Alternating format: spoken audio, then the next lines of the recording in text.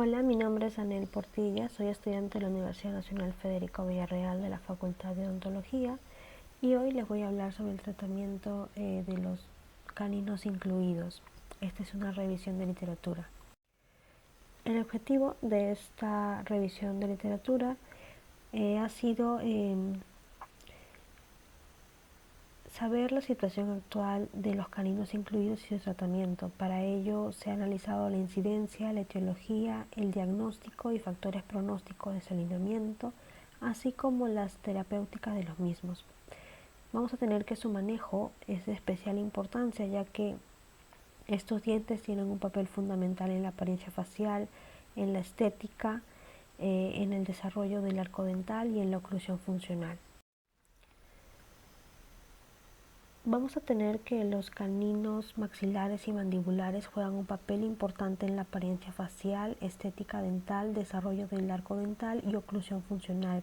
El canino maxilar tiene el periodo de desarrollo más largo y el área más profunda de desarrollo y un camino más difícil para llegar a su posición oclusal. Por esta razón, la inclusión del canino es más frecuente, sobre todo en el maxilar, con una incidencia de un 0,2 al 3,6%. Para colocar el diente en su posición y así evitar complicaciones derivadas de esta inclusión se han propuesto diferentes técnicas, aunque un tratamiento multidisciplinar va a ser mucho más efectivo. Va a ser aquel que incluya ortodoncistas, periodoncistas y cirujanos orales.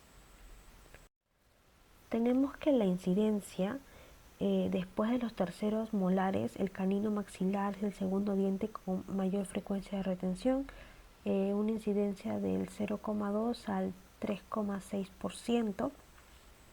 Tenemos que su posición más común va a ser la palatina con un 61% y una posición vestibular con un 5%, y el 34% restante va a ser se va a encontrar en línea con el arco dental. También los caninos incluidos tienen el doble de incidencia en el sexo femenino y entre un 8 a un 10% de los casos va a ser una inclusión bilateral. Tenemos que la incidencia de los caninos incluidos en la mandíbula es mucho menor, entre un 0,35 a 1,29%. Su etiología va a ser desconocida, pero se han propuesto diferentes causas, las cuales pueden ser generales, locales y genéticas. Con respecto a las causas generales, van a abarcar enfermedades sistémicas como cuadros febriles, irradiación, síndrome de Gardner, disostosis cleidocraneal o deficiencias endocrinas. Entre las causas locales van a estar las discrepancias sociodentarias, lo que es la pérdida temprana o retención prolongada del canino temporal, anquilosis o quistes o formaciones neoplásicas, también lo que son dientes supernumerarios, dilaceraciones de la raíz, cierre prematuro del ápice y atrogenia, y lo que es trauma. Tenemos que dentro de las causas locales, en el caso de los caninos incluidos maxilares desplazados hacia palatino, vamos a encontrar la teoría de orientación, que sugiere que el canino erupciona gracias a la guía que le proporciona el incisivo lateral. Si este está ausente o mal formado, el canino no erupciona correctamente. En las causas genéticas vamos a tener que hacen referencia a factores genéticos como principal origen, como por ejemplo lo que es la posición anormal del germen dental, lo que son factores hereditarios y el paladar hendido.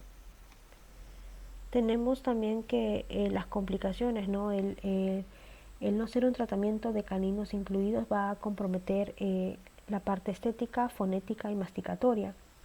También tenemos que otras complicaciones van a ser la pérdida del desplazamiento o pérdida de vitalidad de los incisivos, lo que es acortamiento del arco dental, lo que es la formación de quistes foliculares, lo que es anquilosis del canino, infecciones y dolores recurrentes, lo que es la reabsorción interna, lo que es la reabsorción externa del diente adyacente o combinaciones de todos estos factores. Vamos a tener que la reabsorción externa del diente adyacente es la mayor preocupación y la complicación más común que puede provocar incluso lo que es la pérdida del diente. Con respecto al diagnóstico, tenemos que los diferentes métodos de diagnósticos van a ser la evaluación clínica y radiografía para la detención temprana y prevención de los caninos incluidos.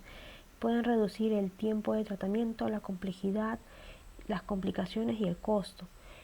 Con respecto a la evaluación clínica, incluye lo que es la historia familiar, la inspección visual y la palpación de la protuberancia sobre el canino primario. Los posibles signos clínicos de una inclusión van a ser persistencia del canino deciduo más allá de los 14 o 15 años, lo que es asimetría en la protuberancia canina, lo que es la presencia de una protuberancia en palatino, lo que es una erupción dental retrasada o migración del incisivo lateral. Tenemos que se han descrito que el 29% de los caninos no son palpables a los 10 años y el 5% no son palpables a los 11 años y el 3% posteriormente. Es por esta razón que el examen radiográfico es de vital importancia y se debe combinar con la evaluación clínica. Con respecto al examen radiográfico, se pueden utilizar técnicas en dos dimensiones, ¿no?, que serían las 2D, como las radiografías periapicales, oclusales y panorámicas. También se pueden usar combinaciones de estas para determinar su posición en el arco dental, como por ejemplo la técnica de Clark. Con respecto a las técnicas en 2D, tenemos la radiografía panorámica, que nos proporciona información útil sobre la edad dental, la simetría, el número de dientes presentes, la secuencia de la erupción dental y la presencia de patología o variaciones con respecto a la forma. Tenemos que las técnicas en 2D tienen la desventaja de la distorsión y la superposición de estructuras que pueden reducir la precisión del diagnóstico. Además, tenemos que las técnicas de imagen convencionales radiográficas se han descrito como inadecuadas para el diagnóstico de la reabsorción radicular y es una complicación que se encuentra frecuentemente asociada. Entonces tenemos que otras técnicas, ¿no?, que nos puede ayudar a observar a detalle la reabsorción de raíces o la localización exacta de caninos. Esta es la tomografía computarizada, la cual nos proporciona información en 3 dimensiones, 3D, y el mayor inconveniente de esta tomografía computarizada va a ser su alta dosis de radiación, que va a ser particularmente nociva en niños, ya que estos van a ser más sensibles a la radiación que los adultos. Es por este motivo que se han introducido de manera muy importante en el campo de la odontología lo que son los CONBIN TC, que van a reducir la exposición de la radiación. Estos dispositivos se pueden reconstruir en 3D en el área de interés y esto nos proporciona una información para elaborar un correcto diagnóstico de la posición sin superposiciones en los planos sagital, axial y coronal. Con respecto a los factores pronósticos en el alineamiento del canino incluido, tenemos que el alineamiento en la arcada dental de estos dientes puede requerir tratamientos complicados y prolongados, ¿no?, por lo que su extracción se debe considerar si es poco probable la alineación final del diente en el arco dental. Para determinar el tipo de tratamiento a efectuar se deberán considerar diferentes factores que influirán en el pronóstico del tratamiento, como lo que es la cooperación del paciente, ¿no? El no acudir a citas o tener una pobre higiene oral puede afectar el resultado del tratamiento. También tenemos la edad del paciente, que cuanto mayor sea la edad del paciente, más duración y menor éxito va a tener el tratamiento. Lo que es la presencia de espacio o apiñamiento. Tenemos que el 85% de los casos en los que hay suficiente espacio en la arcada dental, el canino se encuentra en palatino, mientras que en los casos de apiñamiento es más común encontrar el canino en una posición vestibular. Tenemos que, con respecto a la posición del canino, para determinar un pronóstico nos basaremos más en la posición inicial, que es mesiodistal y vertical, que en la inclinación del diente incluido. Tenemos de esta manera que se prevé un buen pronóstico cuando el extremo del borde incisal del canino está a nivel de la unión amelo-cementaria del incisivo adyacente. Un pronóstico aceptable es cuando el extremo del borde incisal se encuentra en la mitad de la longitud de la raíz del diente contiguo. Finalmente, se predice un diagnóstico pobre cuando el extremo del borde incisal del canino está en el tercio apical de la raíz del incisivo. Con respecto al tratamiento de los caninos incluidos, van a ser variadas las posturas terapéuticas propuestas en los diferentes, no, van a ser variadas. Vamos a tener lo que es el control. Se puede optar por no tratar el canino incluido, y en estos casos el canino primario puede tener una buena longitud de raíz y puede ser estéticamente aceptable. Por otra parte, el canino deciduo se puede haber exfoliado más temprano y el espacio del canino puede haberse cerrado espontáneamente, creando un buen punto de contacto entre incisivo y premolar. También se puede optar por no tratar el canino si este está incluido muy profundo o sin ninguna patología asociada. Particularmente esto se hace en pacientes mayores, ¿no? Y si optamos por lo que es la extensión terapéutica, ¿no? Debemos realizar controles clínicos cada 6 a 12 meses y controles radiográficos cada 2 a 3 años del canino definitivo, para de esta manera asegurarnos que no se produce ninguna complicación. El tratamiento interceptivo se basa en lo que es la extracción del canino temporal para prevenir la impactación del canino definitivo.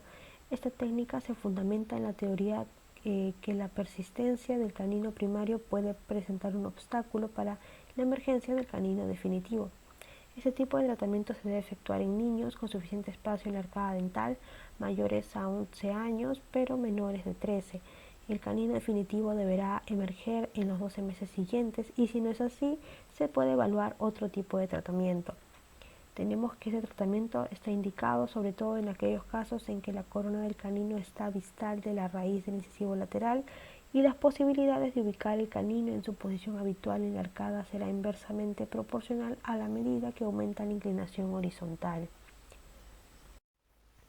Con respecto al tratamiento ortodóntico quirúrgico, tenemos que va a ser exponer el canino y llevarlo a oclusión. Entre las técnicas vamos a tener lo que es la gingivectomía. Entre su indicación tenemos que el extremo de la cúspide se localiza coronal a la unión mucogingival con una adecuada cantidad de encía queratinizada y el diente no está recubierto por hueso.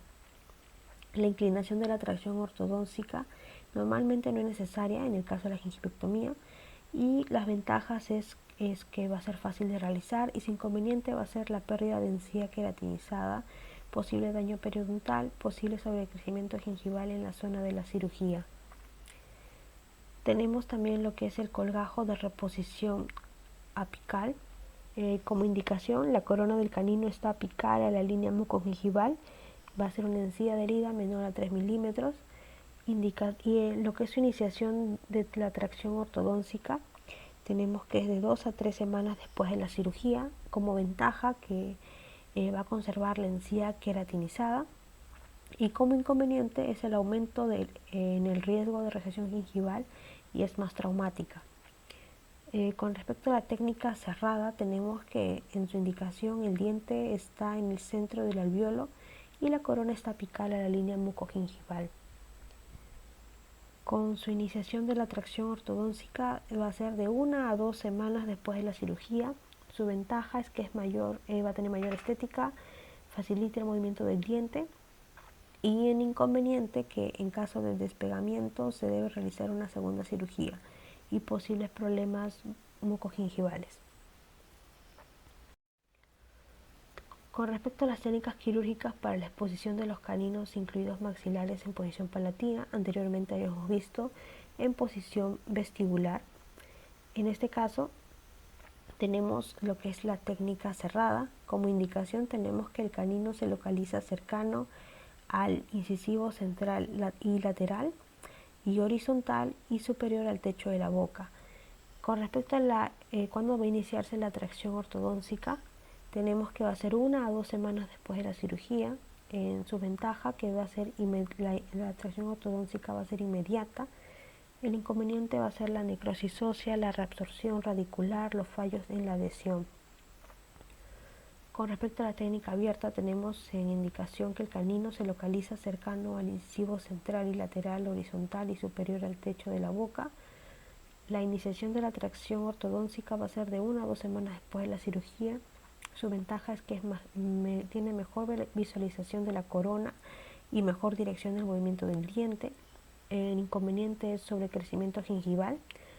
Tenemos en la tunelización como indicación que es presencia, tiene que estar presencia del canino primario. La iniciación de la tracción ortodóntica va a ser después de la retirada de la sutura, que es aproximadamente 10 días.